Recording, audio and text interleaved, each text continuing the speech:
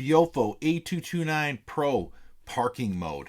We actually put this dash camera through the paces. We test time lapse in 1, 2, 3, 5, and 10 frames per second. We also test low bitrate recording and auto event detection. We also test impacts on the vehicle in all three of these modes to see how the dash camera reacts, and you'll be able to see full 360-degree viewing as we have the front, rear, and interior camera fully working through all of this. Anyways, let's go. So we're going to start it off here with time-lapse parking mode, and as you can see, we're at 1 frame per second, and the main difference between anywhere from 1 to 10 frames per second. So let's take a look at this here.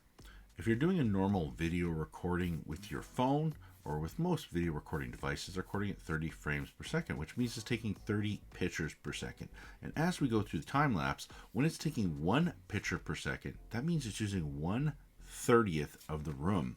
And when we go as far as 10 frames per second, we're using 10 out of 30, which is 1/3 of the space. So which basically means that at 1 frame per second, you can get about 30 hours of video length as compared to the normal 1 that you would get on that in time-lapse mode. So keep that in mind when using that in parking mode.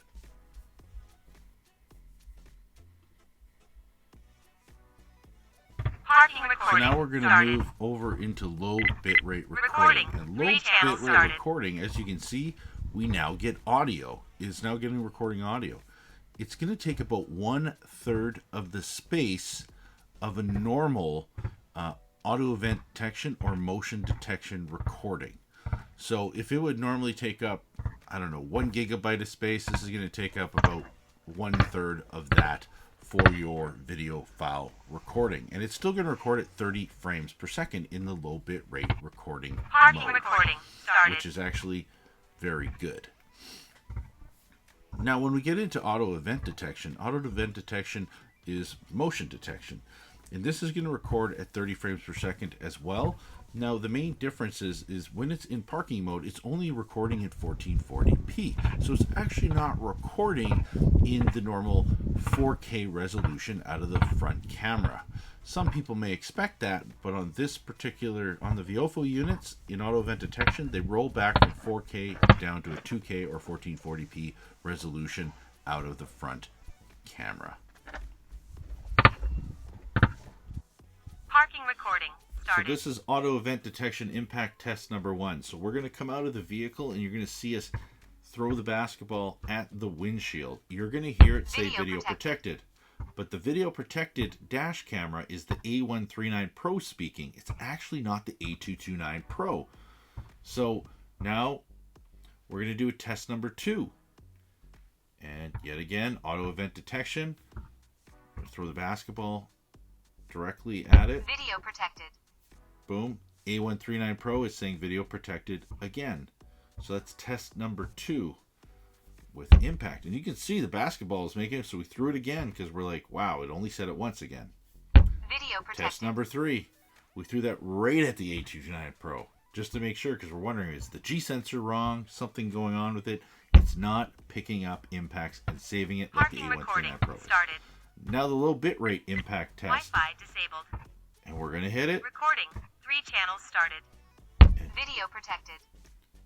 Video protected. Twice. So we heard it twice. The A139 Pro and the A229 Pro both saved it. So now the time-lapse recording, you won't hear any audio right now. We throw it, the A139 Pro yet again locks the video. And on time-lapse, the Viofo on the A229 Pro did not save the video at all. So there you have it, the Viofo A229 Pro in parking mode. So we've taken this information, we've sent it to Viofo.